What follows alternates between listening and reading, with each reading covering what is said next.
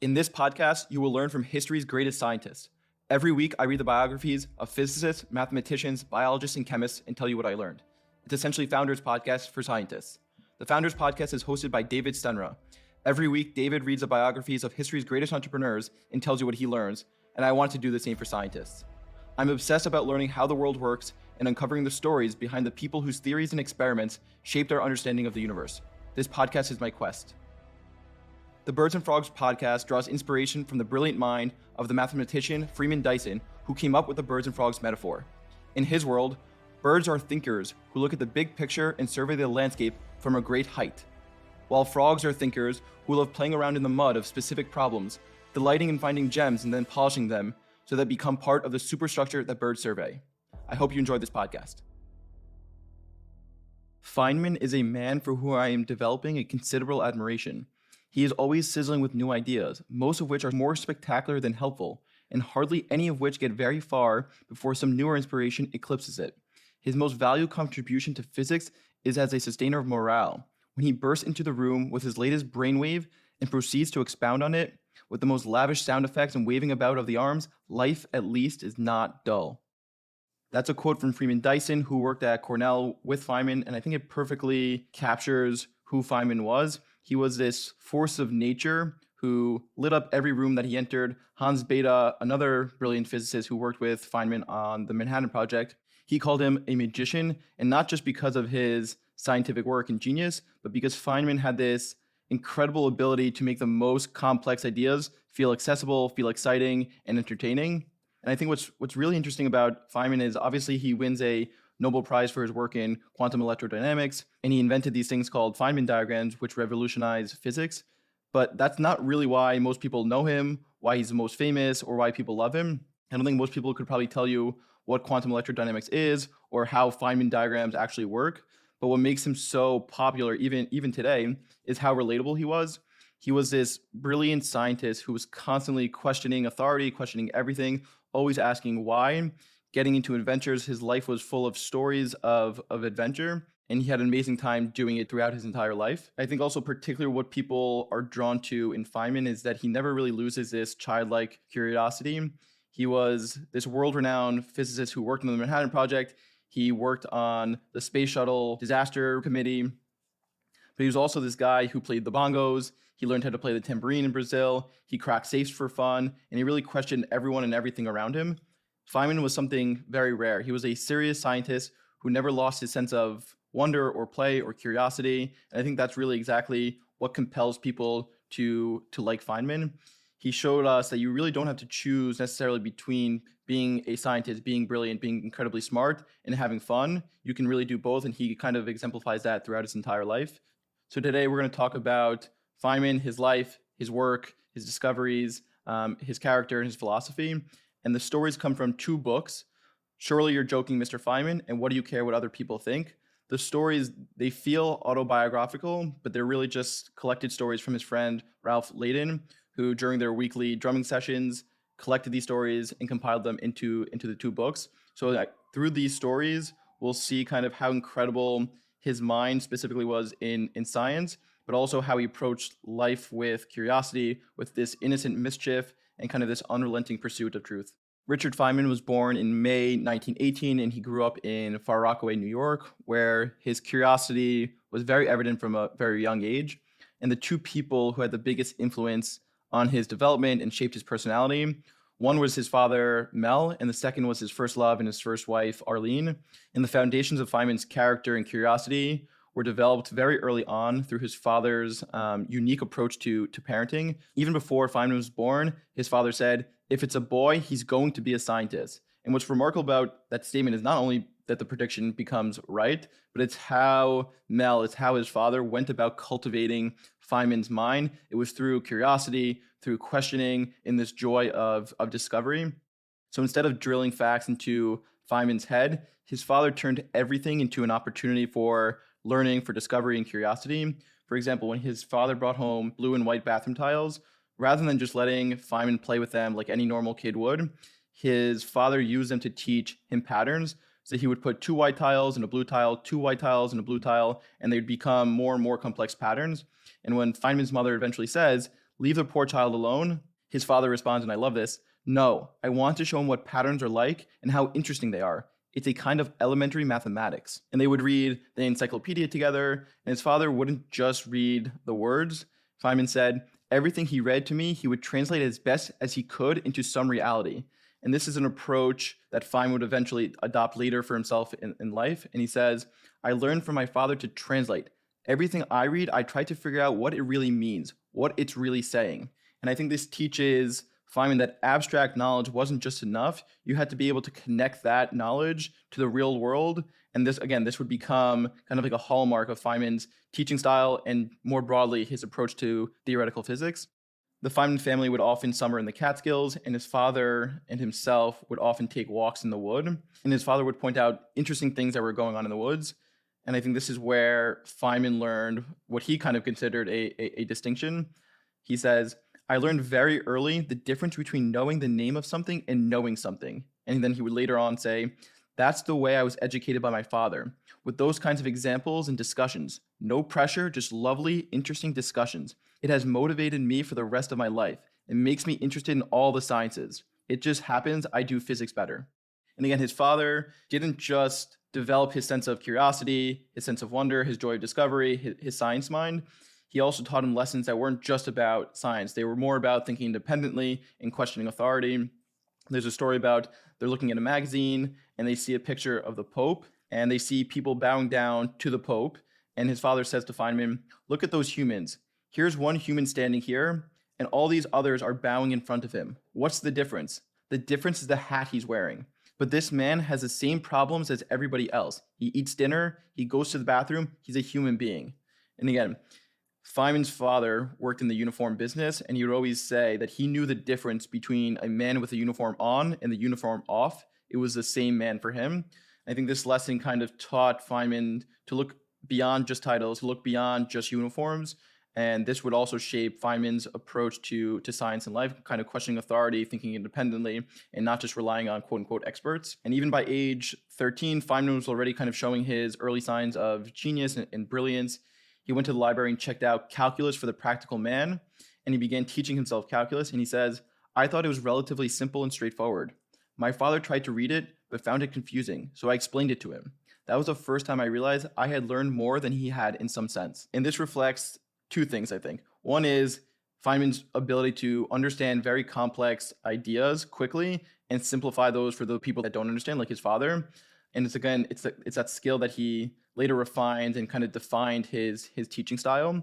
But it also underlines this deep respect that Feynman had for his father's role in cultivating his curiosity, cultivating his understanding of mathematics and physics, even as he began to kind of surpass him in terms of knowledge. As a younger child, Feynman loved puzzles, and he would work on them for hours and hours until he eventually solved them. So he's a very competitive person from a very early age. He would fix radios for kind of neighbors and family. And he developed this, what would become kind of a lifelong approach to solving problems. He says, once I get on a puzzle, I can't get off. If my mother's friend had said, never mind, it's too much work, I would go crazy because I want to beat this damn thing as long as I've gone this far. I can't just leave it after I found out so much about it. I have to keep going to find out ultimately what is the matter with it in the end. And he spent hours and hours and hours fixing this specific radio. At the end, he fixed it and he says, I finally fixed it because I had and still have persistence. Once I get on a puzzle, I can't get off. One thing I'm good at is spending an infinite amount of time solving a puzzle. And despite Feynman's early genius and competitiveness, he was very adamant about one thing, that he wasn't particularly special. He says, I was an ordinary person who studied hard. There are no miracle people. It happens they get interested in this thing and they learn all this stuff, but they're just people. And as Feynman would go through school, he began to kind of observe how other people learned who didn't have the same upbringing and perspective he had learned from his father. He remembers a moment in class where the students were kind of using these French curves, which are just tools for drawing smooth curves. And they were just finding out that the tangent of the lowest point on a curve is horizontal. And he says they were all excited by this discovery, even though they'd already studied calculus and knew that the derivative at a minimum is 0. They didn't put 2 and 2 together. They didn't even know what they knew. And for Feynman, this was confusing, it was scary, it was horrifying, because he really hated this way of learning, right? This rote memorization without true understanding of what these people are learning. And as we'll see later on, while he's in Brazil, he's teaching physics and he runs into kind of the same problem. And he really couldn't understand why more people didn't want to understand more fundamentally what they were learning rather than just memorizing facts. And again, I think this is an emphasis on what he values as true comprehension. And this became kind of the foundation of his teaching and more broadly his approach to life. And now we meet Arlene, who's Feynman's first love and first wife. They met when they were teenagers in Far Rockaway. And she, just as much as his father Mel, kind of shaped his character, his perspective, his philosophy.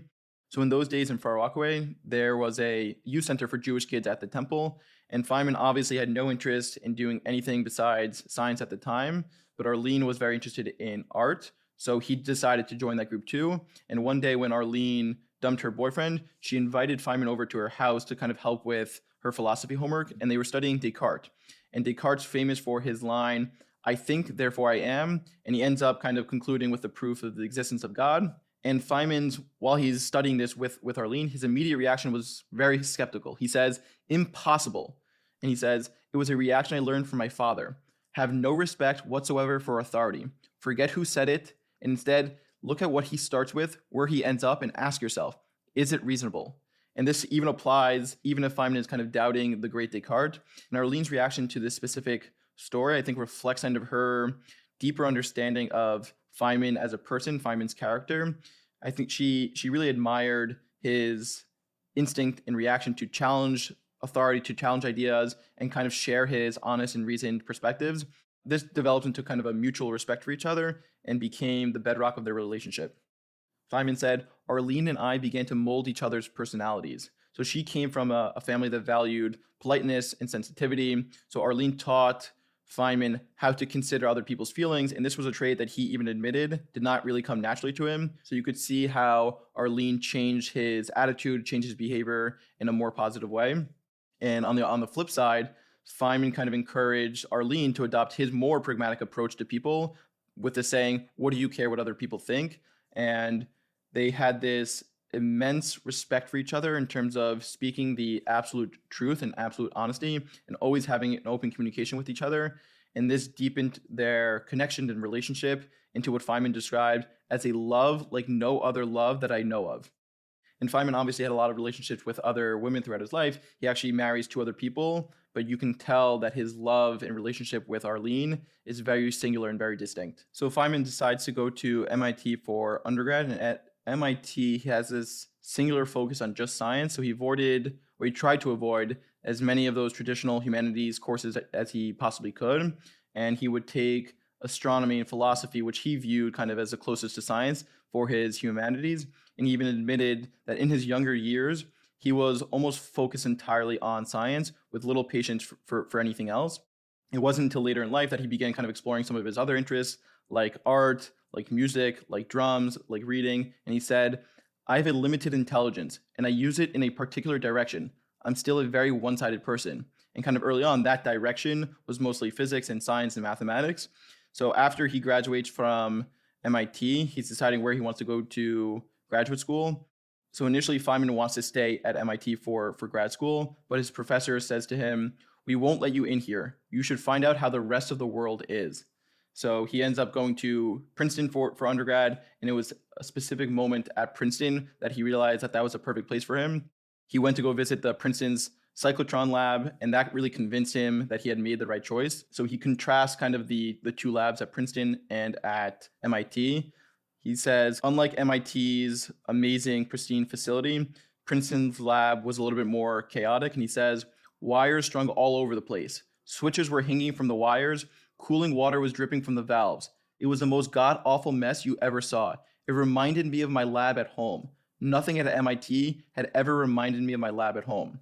And Feynman went on to say, this was the kind of environment where innovation happened, where they knew the instrument inside and out. MIT had a spirit of its own, a sense of being the best, and I love that too. But Slater was right. I needed to experience something else, and Princeton was the perfect place to do that. So also while at Princeton, Feynman began to kind of dabble in some of the other subjects, still within science, but beyond kind of physics. And one of the first fields that caught his interest was biology. So one evening at dinner, he goes over to the biology students' table, and all of the scientists would sit in their respective tables. So one evening during dinner, he goes over to the biology students' table and he's amazed by kind of the discussions that they're having. So he decides to join one of their courses in cell physiology. And he says, in biology, it was easy to find an interesting question that no one knew the answer to, unlike physics, where you had to dig deeper to reach the unknown. And if we fast forward kind of after his work at Los Alamos, after the war, Feynman's interest in biology brought him back to do more research. He was kind of inspired by Watson and Crick's discovery of the DNA, the double helix. So he approaches Bob Edgar, who was a postdoc, and he kind of expressed to him in conducting research in biology. So he began to work with Matt Meselson and J.D. Smith on ribosomes. And although he actually does pretty meaningful work, Feynman really admitted to himself that he didn't take biology as seriously as physics. He says, that's the trouble with not being in your own field. You don't take it seriously. So even here, he's kind of acknowledging the divide between his exploration in biology and kind of his mastery of physics. But in the end, his ventures into biology culminated in a very significant moment. He delivers a seminar to the Harvard biology department, and he says, I always do that. Get into something and see how far I can go. But at the end of it, he says, I gained a lot of experience in biology, but I love physics and I love to go back to it. So we go back to Princeton for his graduate studies, and Feynman's doing physics research under John Wheeler. And Wheeler assigns him a very difficult, very challenging problem regarding how electrons interact when they're accelerated. So Feynman gives his theory that rather than the electrons maybe acting on themselves, that their force might come from interactions with other electrons. And he shows his kind of calculations, he shows his formulas to Wheeler, and Wheeler immediately disregards them. And I think this was one of the pivotal moments for Feynman, because he was amazed that Wheeler could quickly grasp the issues of his theory, of his calculations. And Feynman said, I thought he must have done the calculation already. I only realized later that a man like Wheeler could immediately see all that stuff when you give him the problem. I had to calculate, but he could see. And Feynman was kind of obsessed with this idea of visualizing problems, being able to see problems and examples. And he probably gets this very early on from Wheeler. So they go back and forth, Wheeler and Feynman, around this idea of what happens when electrons are accelerated. And they end up coming up with a resolution that's pretty interesting. So Wheeler decides to let Feynman present their findings at a seminar. And Wheeler invites Eugene Wigner, John von Neumann, Wolfgang Pauli, and Albert Einstein. So these are kind of the biggest names of science at the time. Obviously, Feynman, who's incredibly young at the time, he's very nervous about preparing for the seminar, and he ends up overcompensating. So he says, I went in and did something that young men who have had no experience in giving talks often do. I put too many equations up on the blackboard. You see, a young fella doesn't know how to say, of course that varies inversely and this goes this way, because everybody listening already knows. They can see it. See, again, this obsession with being able to see the problems, see the solutions. But he doesn't know. He can only make it come out by actually doing the algebra and therefore the reams of equations.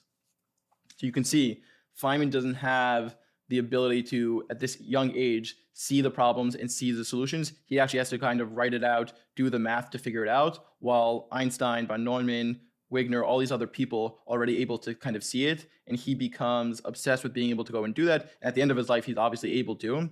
But he says, once I started explaining the physics, my nerves disappeared, and I focused solely on the ideas. The moment I start to think about the physics and have to concentrate on what I'm explaining, nothing else occupies my mind. I'm completely immune to being nervous. So after I started to go, I just didn't know who was in the room. I was only explaining this idea, that's all. So we see the moment he began explaining the actual physics, everything else kind of falls away. And despite the legendary audience, his nerves, the pressure, it kind of all disappears. And because for Feynman, physics isn't just about impressing other people or proving something to himself. It was more about exploring ideas that genuinely fascinated him. So when he says, I was only explaining this idea, that's all, that's the purest form of Feynman. So whether he was talking to Einstein or teaching undergrads at Caltech, we can see that his focus is always on the joy of sharing and exploring physics. So while at Princeton, Feynman begins to think how he can contribute to the war effort in a technical capacity, but the military kept telling him to enlist in basic training like everyone else. And Feynman becomes extremely frustrated by this. So he decides to kind of wait for an opportunity where his technical abilities could be more fully utilized. And that opportunity later comes when a general visits Princeton and says, we've got to have physicists. And at that time, very few people actually understood what physicists did.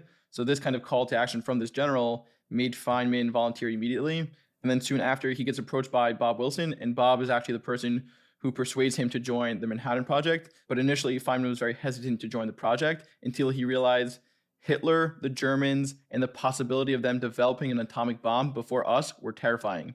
So after he realized that, by the end of the day, he was on board and joining the Manhattan Project.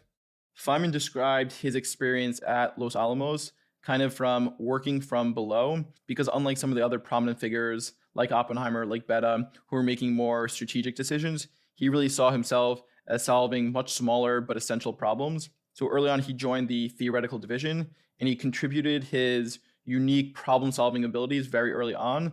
So one example that he gives is a lot of his other colleagues spent months and months trying to resolve a very complex issue, trying to differentiate under the integral sign. And within half an hour, Feynman had already solved this problem. Feynman's kind of approach to solving these problems can be traced even further back to high school with his physics teacher, Mr. Bader. So Mr. Bader noticed that Feynman was obviously very intellectually gifted, and he was often distracted and bored in class. So he decided to give Feynman kind of a challenge, and he said, "Feynman, you talk too much and make too much noise. I know why. You're bored. So I'm going to give you a book. You go up there in the back in the corner and study this book. And when you know everything that's in this book, you can talk again." And the book that Mr. Bader gave Feynman was Advanced Calculus by Woods. And this was initially intended for college juniors and seniors. And Feynman was already reading this in high school. And it was kind of filled with complex topics, complex ideas, and functions. And none of these had Feynman kind of encountered beforehand. So it was all very exciting to him. So rather than focusing on what he was supposed to be learning in physics class, Feynman dedicated all of his time during the class to kind of learning this new material with a very intense focus and this competitive drive to learn what he didn't know already. And he ends up loving these new concepts, new functions, new ways of solving problems. And it was particularly kind of the method of differentiating under the integral sign. And this was a technique that he ends up obviously using at the Manhattan Project. Hans Bethe was the head of the theoretical division, and he became kind of an important mentor to Feynman. And their relationship and dynamic began when Bethe didn't realize how inexperienced and young Feynman actually was, and he kind of sought his input on a particular idea, on a particular problem, and they ended up having a very strong debate going back and forth on ideas. And it was only later that Feynman kind of realized the prominence and the stature of the man that he was debating. Obviously, Bethe was a brilliant physicist beforehand, and he says, "I didn't know who I was talking to. I just focused on the physics." So again, I think we see this willingness to challenge ideas, willingness to challenge authority, kind of regardless of the source of that authority. And this ends up actually getting him a promotion to a group leader within the theoretical division. And he says, "I had 4 guys under me, and I got a notch up because I wasn't afraid to argue." So I think we can kind of describe much of Feynman's time at Los Alamos kind of marked by 2 things, mostly brilliance and being able to solve problems, and this idea of irreverence. You'll see later on, it's to Bohr, early on it's to Bethe. He becomes known for his unconventional thinking. He often outperforms a lot of his peers and colleagues in doing calculations, and he even sometimes beats Bethe. And he says, "Rarely, I'd see something he didn't, and he'd laugh his hearty laugh when I got one." So outside of kind of the work that he was doing in the theoretical division, when he wasn't working, he tried to find more creative outlets to alleviate some of the stress that he was dealing with both Arlene being sick, but also kind of the pressure of developing the atomic bomb. And he discovers kind of this abandoned drum set left by kind of like a boys' school that was in the area. And he begins to teach himself how to play the drums, and he eventually performs at parties. And you can see this playful, childlike side of Feynman become part of his legend. And even in the movie Oppenheimer, during a Christmas party, you can see Feynman playing the bongos, playing the drums, which becomes part of his entire character. So outside of spending his time on physics and science, one part he would be playing the drums, and the other thing that he would do for fun is pick locks and pick safes. And all the filing cabinets contained top secret classified information, and they were just kind of guarded and secured and locked by simple padlocks. And he found that very easy to pick. He says, "I love puzzles. One guy makes something to keep another guy out. There must be a way to beat it." So you can see his mischief wasn't malicious, it was more innocent. And after cracking the safes, he would often leave a note inside the cabinets to inform the colleague that he had just broken into the safe of, that their vulnerability, that he was able to crack it, and he leaves these clues into who had broken it. And they would often spend hours and hours trying to figure out how is it possible someone broke it, and Feynman would leave the clues that would end up leading them to find that it was Feynman that did it. So playing drums, cracking safes is what he did while he wasn't working on tasks related to the atomic bomb, but he became, as we said, kind of like a group leader for a specific subdivision in the theoretical division, and he was tasked with overseeing the IBM group, and the team there had only solved 3 problems in 9 months, and it was mostly due to low morale. And he says nobody had told them why they were doing the calculations. So after receiving kind of permission from Oppenheimer to explain the purpose of what their work was doing, how it related to the bomb, their team's productivity skyrocketed. He says they invented new methods, worked overtime, and solved 9 problems in 3 months. So we can see from here Feynman's ability to inspire, to energize, and we see that quote from Freeman Dyson earlier. He becomes this sustainer, this increaser of morale, and he shows this knack for connecting abstract work to more of a larger purpose. And again, that was something that he learned from his father, taking abstract knowledge and pinning it to something in reality. And he does this from taking abstract mathematical calculations and pinning it to the important work of developing the atomic bomb. And again, this was kind of a skill that he carried throughout his career, throughout his life as a teacher and a mentor. So his work at Los Alamos, work on the Manhattan Project, brought Feynman into very close contact with some of the greatest scientists of that era, including Enrico Fermi, John von Neumann, and Niels Bohr. And Feynman was constantly in awe of their brilliance and tried to spend as much time as he could speaking with them, debating with them, and questioning them. Him and von Neumann often spent time walking in the canyons of New Mexico, and von Neumann actually changed a lot of Feynman's perspective on responsibility. He says, you don't have to be responsible for the world you're in. And I think this idea of quote unquote active irresponsibility resonated very deeply with Feynman, because it allowed him to just focus on, once again, the joy of discovery without necessarily being paralyzed by kind of the moral dilemmas that he was constantly thinking about while working on the Manhattan Project. Feynman said afterwards, it's made me very happy ever since. Von Neumann's advice validated Feynman's instinct to prioritize more intellectual curiosity and creativity over societal expectations, and this also kind of shaped his approach to life and science more broadly. And Feynman's irreverence while at Los Alamos even extended to people like Bohr. He says, Bohr told his son, that little guy in the back, he is the only one not afraid to tell me when my ideas are crazy. Next time, we'll talk to him first. And Feynman, kind of reflecting on all the interactions with a prominent scientist at the time, he said, I was always dumb in that way. I never knew who I was talking to. I just worried about the physics.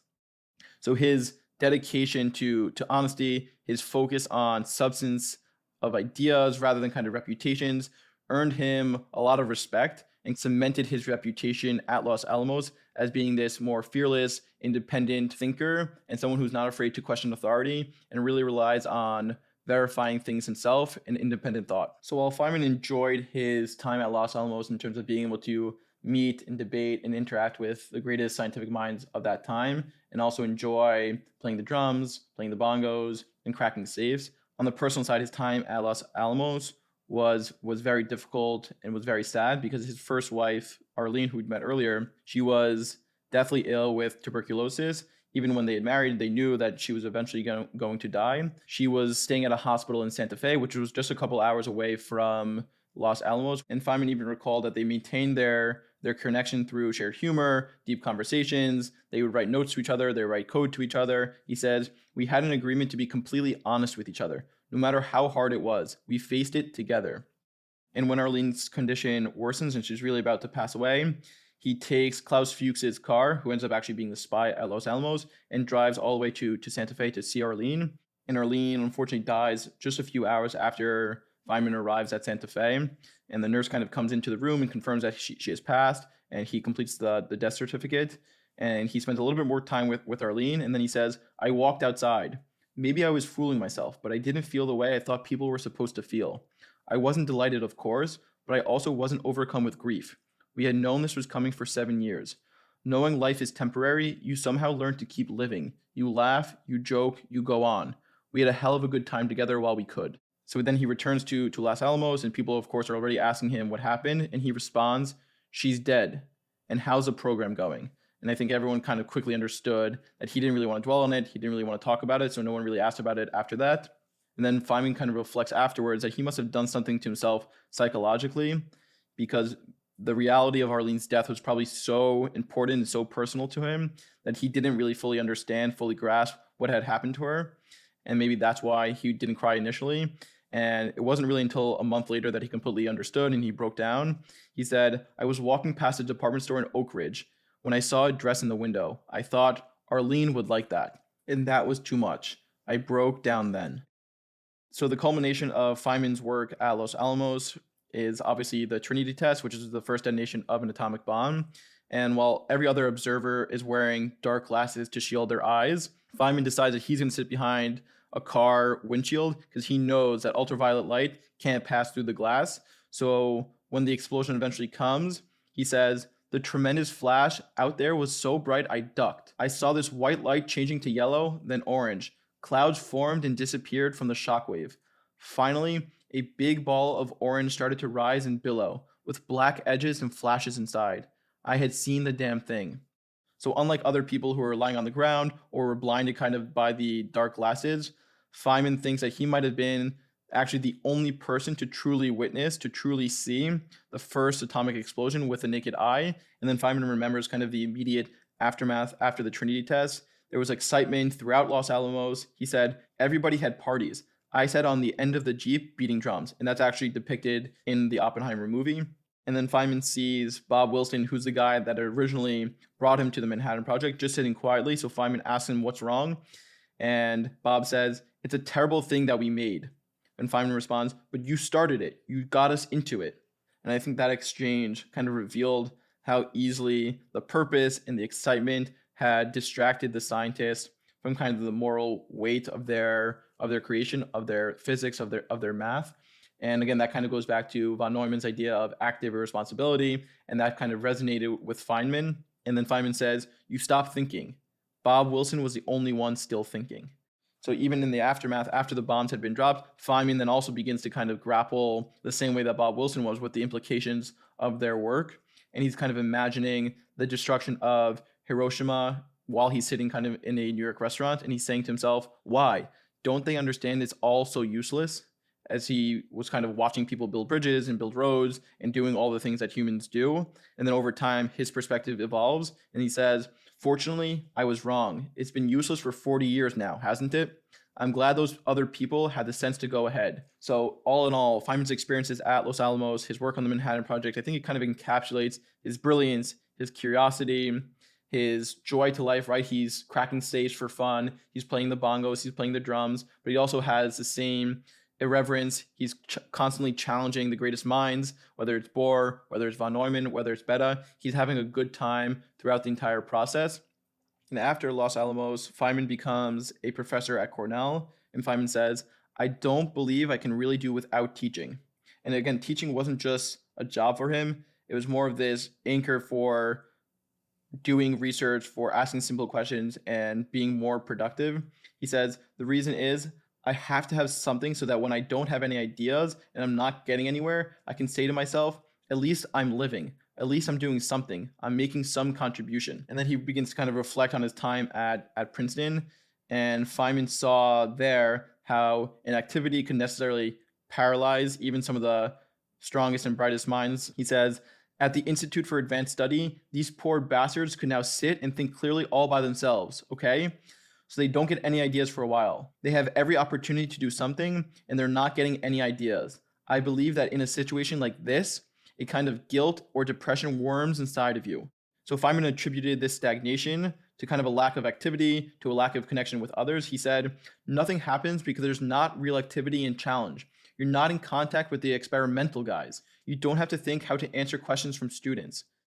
So teaching provided a kind of mental reset for Feynman. He was able to revisit some of the more elementary concepts and ideas, which allowed him to keep his mind sharp. And students' questions would constantly reawaken his curiosity. He says, "The students' questions remind me of problems I've given up on. They bring me back to the ideas I might now see differently." And Feynman goes on to kind of promise and vow that he'll never take a position where he wasn't required to teach. And that's very different than what, let's say, Einstein was seeking. He wanted to do the complete opposite. He just wanted to mingle and interact with physicists and other mathematicians and have no responsibilities to teach. So you can see that Feynman had a very, very different perspective than that. His passion for sharing knowledge, for speaking with students, for asking questions and answering those questions kind of fueled his creativity and made teaching this indispensable part of his entire life. But at the same time, while he's at Cornell, he's even reflecting that kind of after the war, after the loss of his first wife, Arlene, he found himself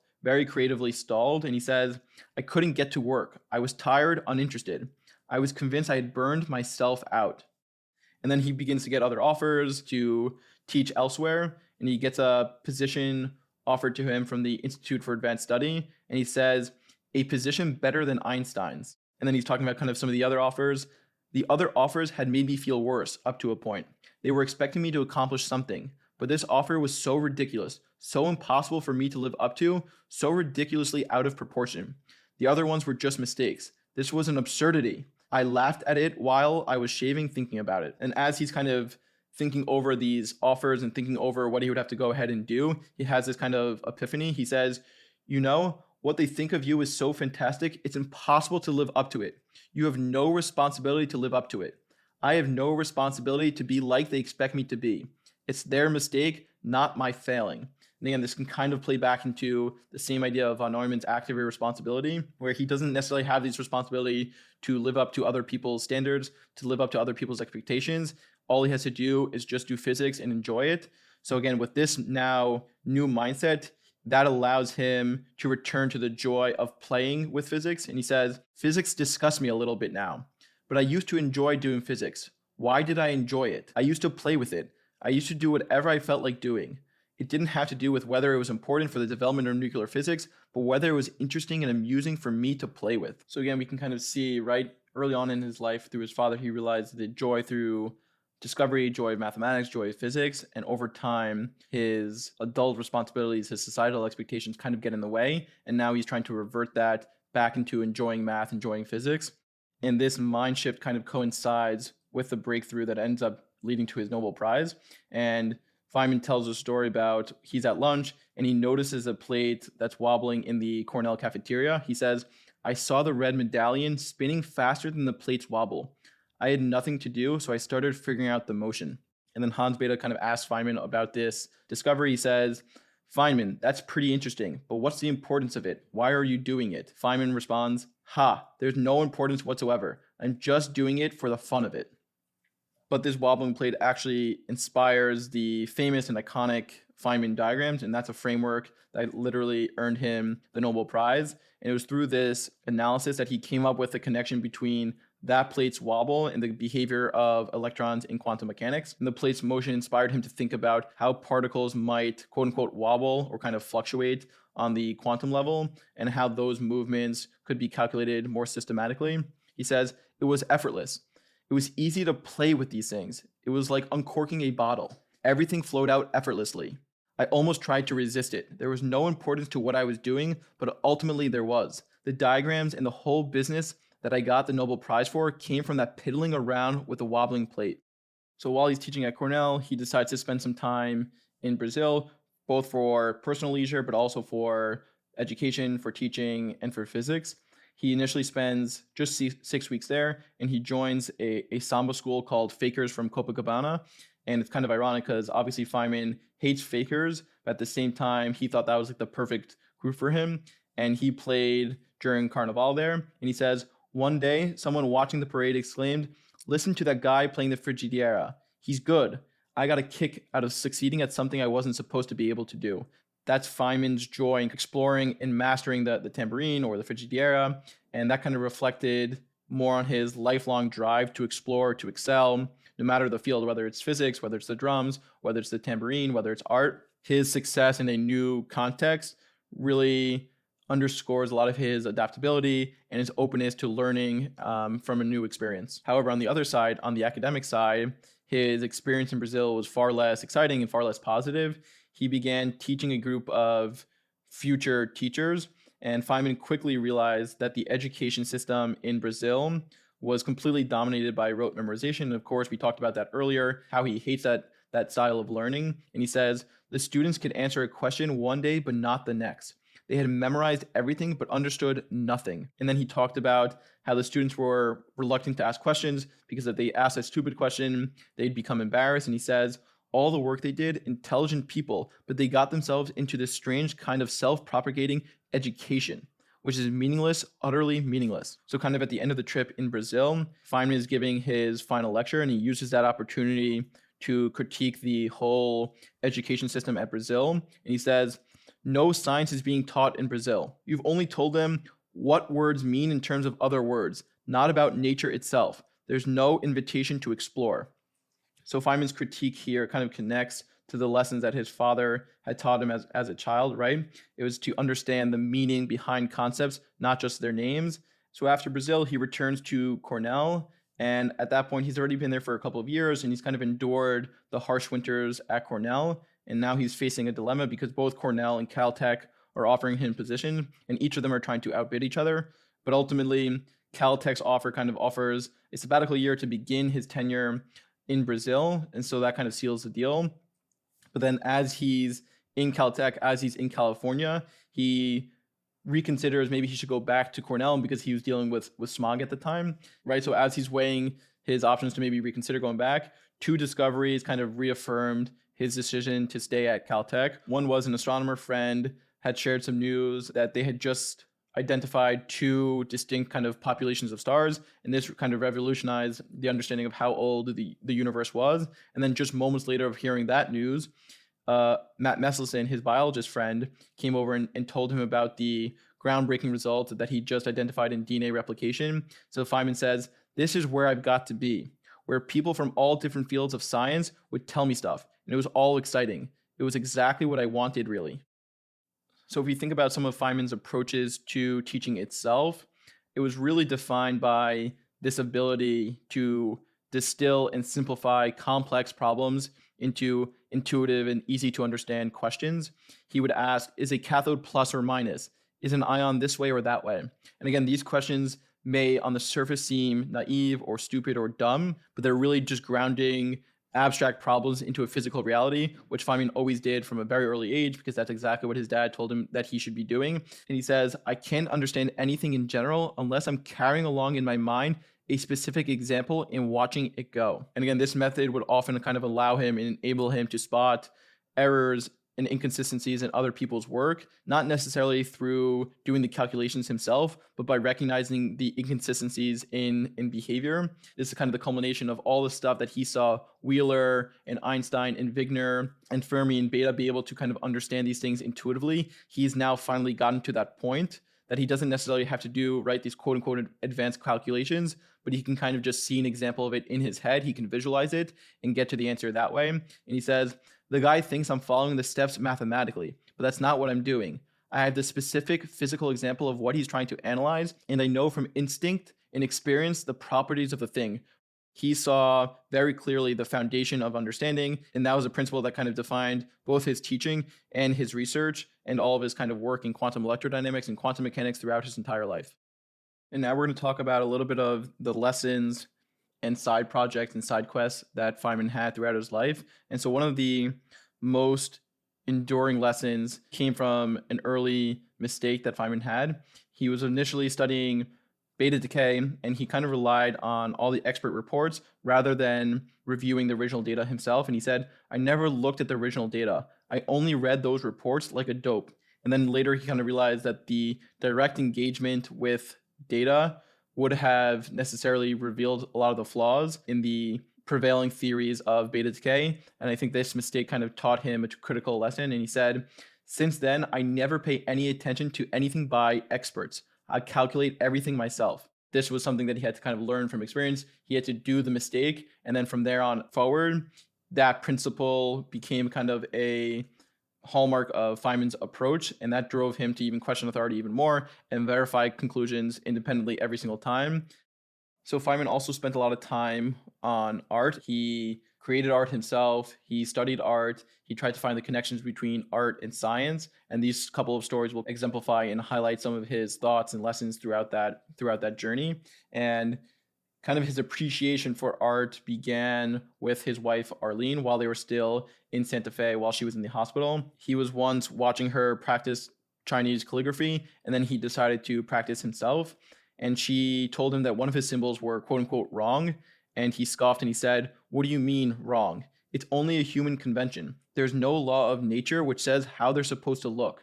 His immediate reaction is to question it. How could it be possible that some human convention has an inherent quality to itself? But over time, I think he realizes the deeper truth in what she was saying. And he says, "I learned what she meant. There's a particular way you have to make the stroke for it to look good. An aesthetic thing has a certain set, a certain character, which I can't define. Because it couldn't be defined, I thought there was nothing to it. But I learned from that experience that there is something to it. And it's a fascination I've had for art ever since." And Feynman always kind of rejected this idea that science detracted from the beauty of the world, from the beauty of the universe. If anything, it kind of enhanced it. And he said he had a particular conversation with an artist, and that kind of irritated and frustrated him. The artist said, "I, as an artist, can see how beautiful a flower is, but you, as a scientist, take it all apart and it becomes dull." To Feynman, this was kind of insane, and he said, "I can appreciate the beauty of a flower, but at the same time, I see much more in the flower than he sees. I can imagine the cells inside, which also have a beauty. There's beauty not just at the dimension of 1 centimeter, there's also beauty at a smaller dimension." For Feynman, knowledge kind of deepened and enhanced awe, right? This inspiration of the beauty of the universe, of the world, and this kind of outlook extended to his view, right, more broadly of the universe as a whole. So Feynman would constantly have debates with this artist friend between the spirit of art and the spirit of science. And so Feynman argued, artists are lost. They don't have any subject. They used to have religious subjects. They lost their religion. Now they don't understand the technical world they live in and know nothing about the beauty of the real scientific world. And right, his friend, who's the artist, would kind of counter that and say that art didn't necessarily need a physical subject. It could kind of just be expressed in emotions and abstractions. And despite kind of the disagreements between Feynman and his friend inspired Feynman to actually start drawing himself. And Feynman would say, "And I wanted to convey an emotion I have about the beauty of the world." And right, and this idea of drawing became a way for Feynman to go ahead and do that, to express the mathematical elegance, the mathematical beauty that he saw in nature. And Feynman remembers that his friend would always say that mistakes became teaching opportunities rather than failures. And he says, "Everything that I thought was a mistake, he used to teach me something in a positive way." And again, this contrasted very sharply with how science is taught. So Feynman says, "In physics, we have so many techniques that we never stop telling the students how to do things. But the drawing teacher is afraid to tell you anything. They communicate by osmosis, not by instruction." And over time, Feynman's intuition and ability to draw and intuition for art kind of improves.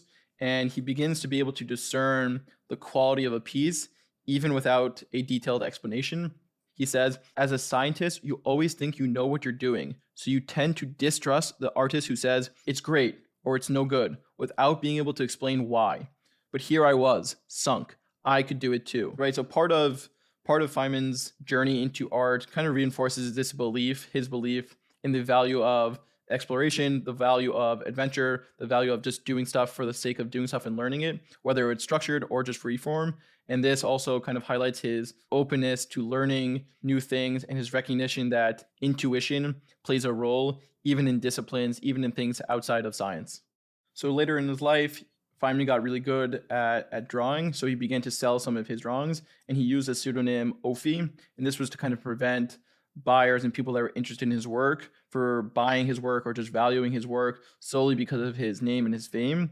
But he also began to support kind of these efforts to bridge art and science, art and technology. And for Feynman, he really viewed that both art and science were essential to appreciating the universe's existence and the universe's beauty, because each offered kind of unique insights into the beauty of the universe, into the beauty of the natural world.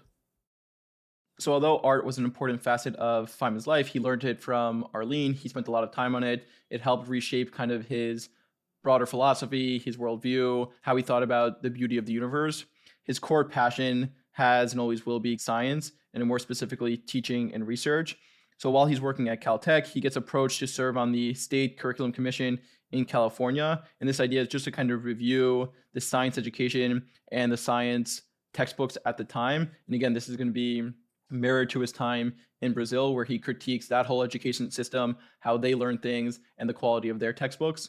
So when he finally sees the quality of the textbooks here in California, he says, they thought it would be a good idea to have somebody who uses mathematics scientifically, who knows what the end product is and what we're trying to teach it for, to help in the evaluation of the school books. The reason was that the books were so lousy. They were false. The definitions weren't accurate. They were faking it. They were teaching something they didn't understand, and which was in fact useless at the time for the child. So Feynman was particularly critical of the quote-unquote new math movement at the time in California, and he felt that that method, that movement kind of overemphasized this idea of abstract concepts at the expense of practical applications and real-world grounding and real-world understanding. And again, it's amazing. I'm beating a dead horse here, but this whole idea that his dad taught him very early on that abstract knowledge is not enough, it's not sufficient. You have to ground it in some real-world reality that keeps coming up throughout Feynman's life. And he says, the most serious failures were in the new math books. There were no applications, not enough word problems. There was no talk of selling stamps. Instead, there was too much talk about commutation and abstract things and not enough translation to situations in the world. So he was kind of determined to challenge these, what he viewed as very ineffective teaching methods. So he decides to actually resign from the commission after he witnessed the inadequacies of the science and education system in California. He says, everything was written by somebody who didn't know what the hell he was talking about. So it was a little bit wrong always. And how are we going to teach well by using books written by people who don't quite understand what they're talking about? I cannot understand. I don't know why, but the books are lousy, universally lousy. This experience of Feynman on the Education Commission kind of reinforced his belief in the necessity of teaching methods and using methods that really foster true understanding, true comprehension, critical thinking, and grounding things in real-world applications, rather than this idea of rote memorization and superficial learning. Now we're going to talk a little bit about his scientific work, particularly relating to winning the Nobel Prize. So Feynman won the Nobel Prize in 1965, and particularly for his contributions to the field of quantum electrodynamics, QED. And it was really his theory that described how light and matter interact on the quantum level with each other. His theory kind of explained the behavior of photons, which are just particles of light, and electrons using the principles of quantum mechanics and special relativity. But Feynman's work made that theory mathematically consistent and led to extremely accurate predictions about the natural world. It kind of got rid of the inconsistencies and infinities that were prevailing in the theories beforehand, right? So Feynman developed this new way of calculating the interactions between particles using what now became known as Feynman diagrams. And essentially these diagrams were just visual tools that represented the paths of particles as they exchange energy or momentum, like for example, like electrons interacting by exchanging photons. So they simplified the incredibly complicated mathematical equations and made it possible to calculate the probabilities of outcomes like the scattering of light off of an electron or the behavior of particles in a collider. And this kind of encompasses all of Feynman's life work, right? This whole idea of taking complex problems and making them simple. That's exactly what he's doing here. Feynman's work more particularly kind of solved a lot of issues that were in quantum electrodynamics beforehand. So before his contributions, calculations often produce infinite nonsensical results. And Feynman's approach, along with two other physicists, Julian Schwinger and Tomonaga, who were the co-recipients of the Nobel Prize, they removed these affinities and they made the theory not only usable, but actually became kind of one of the most accurate theories in all of physics. And for example, experiments today confirm its predictions to up to 12 decimal places, just to give you a sense of its accuracy and precision. So in typical Feynman fashion, he often downplayed the importance of the Nobel Prize, and he kind of preferred to focus on the joy of the discovery and what it enabled other people to do with his theories, kind of this collaborative nature of scientific progress, rather than the actual prize itself. So the actual news of him winning the Nobel Prize arrived in a very characteristically Feynman fashion. He gets a phone call at 4 a.m. and his initial reaction, he says, "Why are you bothering me at this time in the morning?" And then they tell him that he's won the Nobel Prize, and he responds, "Yeah, but I'm sleeping." It would have been better if you had called me in the morning.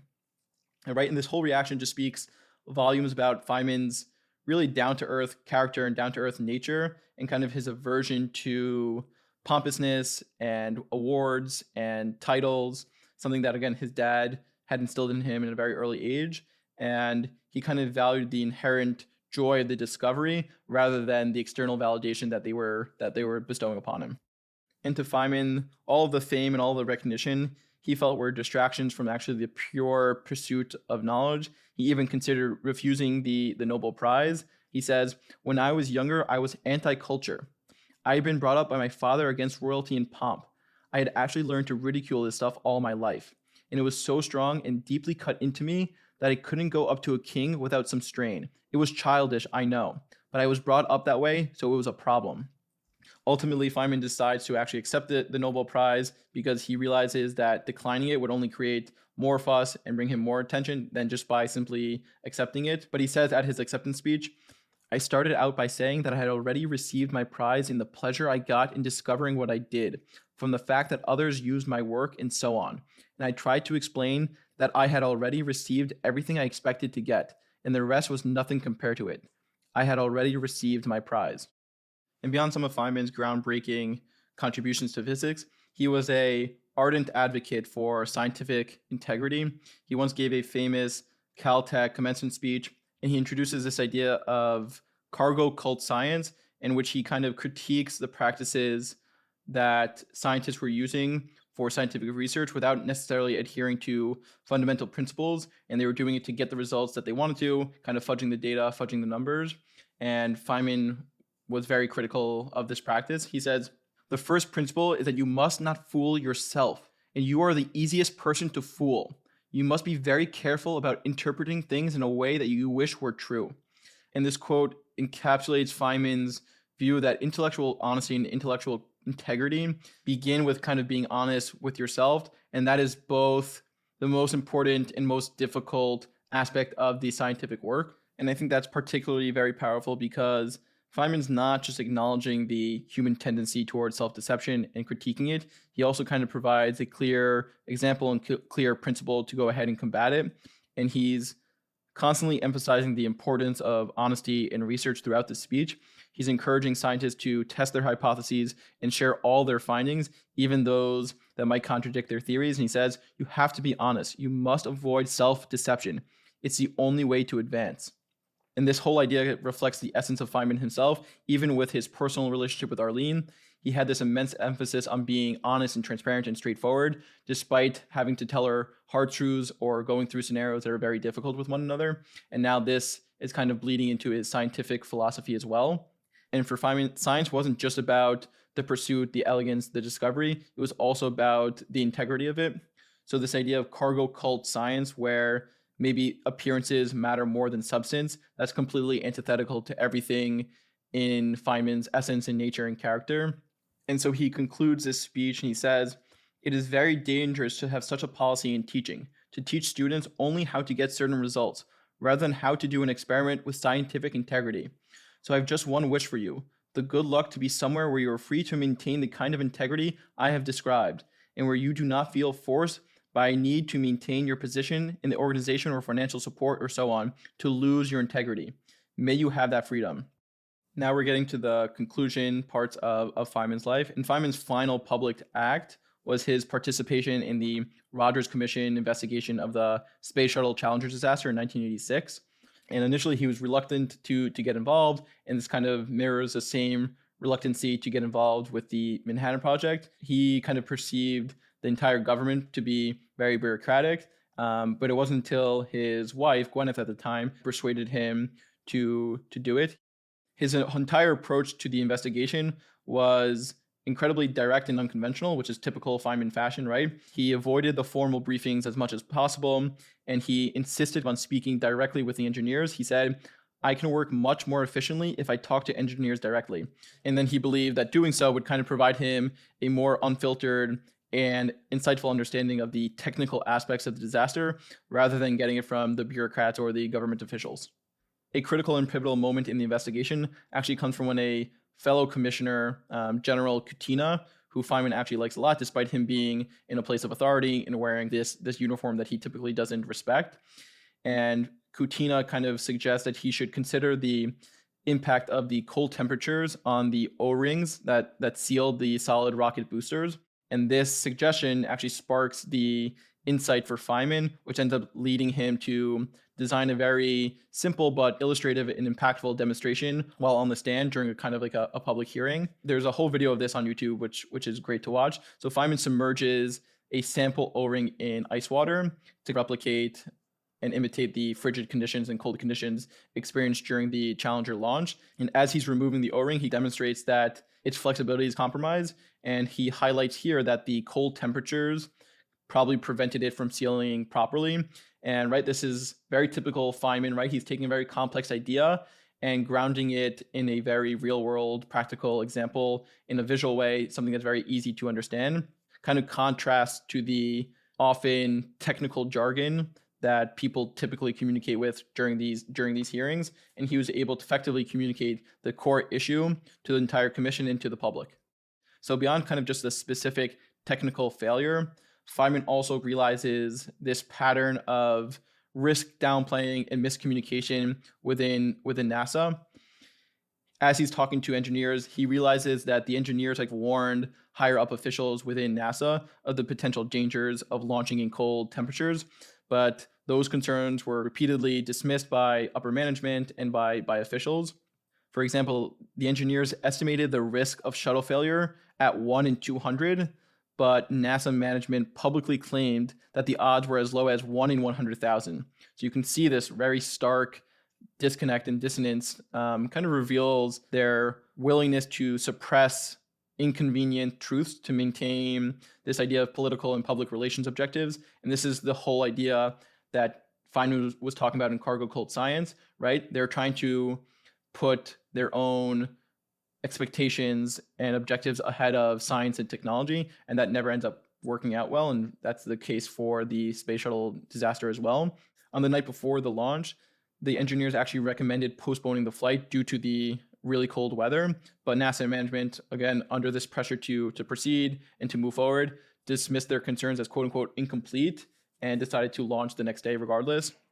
So Feynman's findings during the Challenger Disaster Commission, they were included in the appendix of the commission's final report, and he included a very famous warning. He says, "For a successful technology, reality must take precedence over public relations, for nature cannot be fooled." Feynman's work more broadly on the Challenger investigation, I think, serves as a very powerful reminder that scientific integrity is something that Feynman cared deeply about and was a strong advocate for. And this idea of commitment to truth are essential for progress and for safety and for scientific advancement, but also kind of reflects his lifelong commitment to uncovering and communicating truth. Feynman gave another speech in 1955. It was titled "The Value of Science."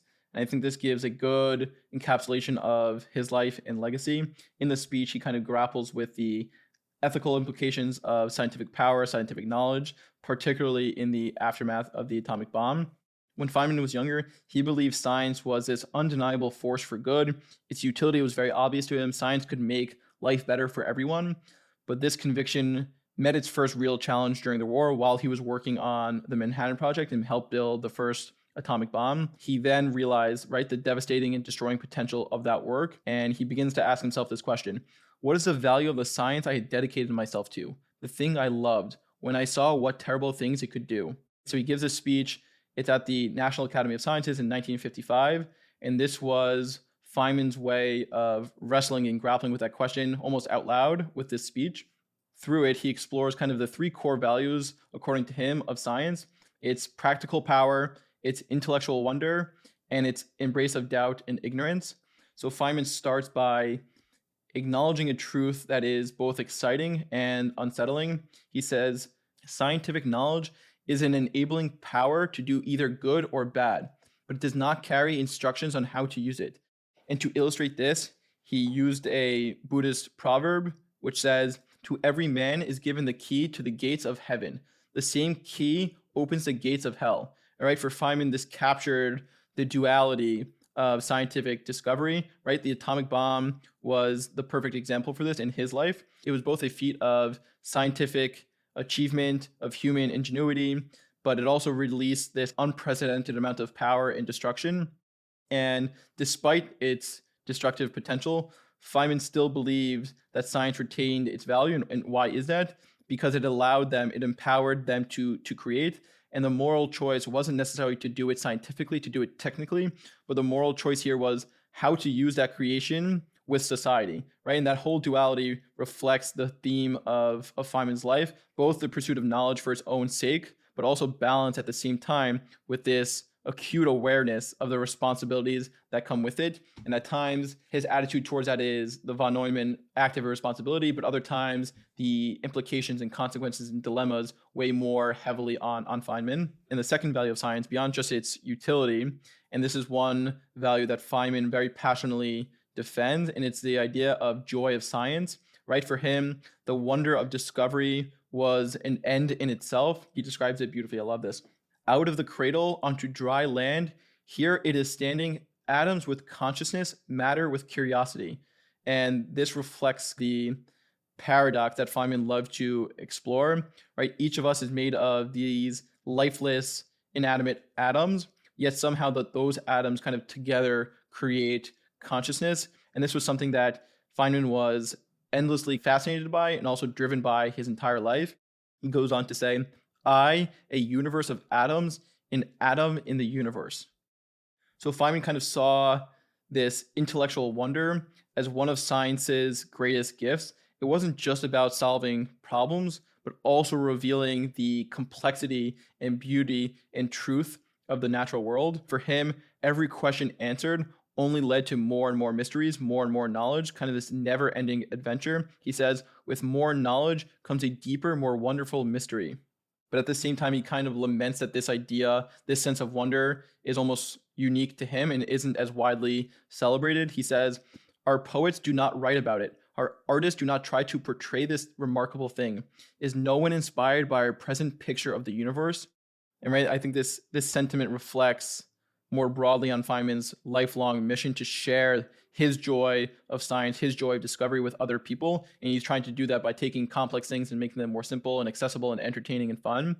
So whether through it's his famous lectures or his very popular books, he's always trying to help people, quote unquote, read the music of the universe, hoping that that would spark the same curiosity that had driven him since childhood that his father kind of instilled in him. And then for Feynman, the third value of science lies in this relationship with uncertainty. He believed doubt was not a weakness, but a necessary strength. And this was his hallmark of true scientific thinking. And right, we saw this with his speech on cargo cult science. He says there, the first principle is that you must not fool yourself. You are the easiest person to fool. He's arguing that science progresses by not just going with the consensus, but by questioning authority, resisting the easy answers, asking difficult questions, and leaving room for doubt. Every statement in science or philosophy or whatever it may be isn't beyond question. This idea also goes back to when he's questioning Descartes, I think, therefore I am, and then he concludes that that's the existence for God. Feynman's initial reaction to that, right, is impossible. There's no statement that can't be challenged. There's no question that can't be asked. This whole idea for Feynman is not just a method necessarily, but kind of this responsibility to future generations. And he connects this whole value of embracing doubt and ignorance to the broader struggles of humanity. He says, we have great forces and abilities, but they do not seem to carry with them clear instructions on how to use them. The sciences do not directly teach good and bad, right? And this recognition that science provides tools, not morals, kind of underpins Feynman's belief in the importance of education, independent thinking, critical thinking. For him, this freedom to doubt was this badge of honor, hard-earned legacy of the earlier scientists who defied authority, who defied the status quo, and that preserving that freedom was essential for both kind of scientific progress and democracy. And then Feynman goes on to talk about the spirit of scientific curiosity must be nurtured very early, like it was done for him by his father. He says, when a child catches onto an idea like that, we have a scientist. It is too late for them to get the spirit when they are in our universities. And right, this whole idea is as they go through the education system, their curiosities can get more and more dim. So it's important to kind of foster that and cultivate that from a very early age. And it's why Feynman remains so committed to making science as entertaining, accessible, and fun to all, especially to younger kids and younger minds. So Richard Feynman passed away on February 15th in 1988 after he had a long battle with cancer. And Feynman's friends, contemporaries, and students often talked about kind of his unique combination of brilliance, of genius with his playfulness and his curiosity. We started the episode with this quote, but I still think it's important to bring back. So Freeman Dyson, who worked with Feynman at Cornell, said, "He was always sizzling with new ideas, most of which are more spectacular than helpful, and hardly any of which get very far before some newer inspiration eclipses it. His most valuable contribution to physics is as a sustainer of morale." Right? So Dyson's words here highlight the element of Feynman's legacy, right? His ability to inspire those around him, not just with his brilliance, his genius, and his intellect, but with his joy for discovery, his exploration, his curiosity, his playfulness. And that really, I think, kind of encapsulates the duality of Feynman. In Feynman's life, his work, his personality, his character, right, continue to resonate because I think he exemplified what it means to approach the universe with both this analytical rigor, but also incredible awe and wonder. He taught us not only how to ask questions, but how to live with the thrill of seeking answers. And he says, the same thrill, the same awe and mystery comes again and again when we look at any question deeply enough. With more knowledge comes a deeper, more wonderful mystery. So I think to conclude, Feynman's life was this incredible testament to the power and joy of curiosity, to the importance of intellectual integrity, and this whole idea of joyous discovery. His contributions to physics were obviously monumental. He wins a Nobel Prize for it. But the reason he's so beloved and so popular even today is his impact extends beyond his scientific achievements. He's inspired generations of scientists and non-scientists alike with kind of his infectious enthusiasm, his playful curiosity, his ability to make complex ideas more accessible and more fun, and his commitment and honesty to the truth of the universe, to the truth of physics. And I thoroughly enjoyed these books on Feynman. I'm sure we'll do many, many more episodes on him. I hope you enjoyed this episode. Thank you for listening.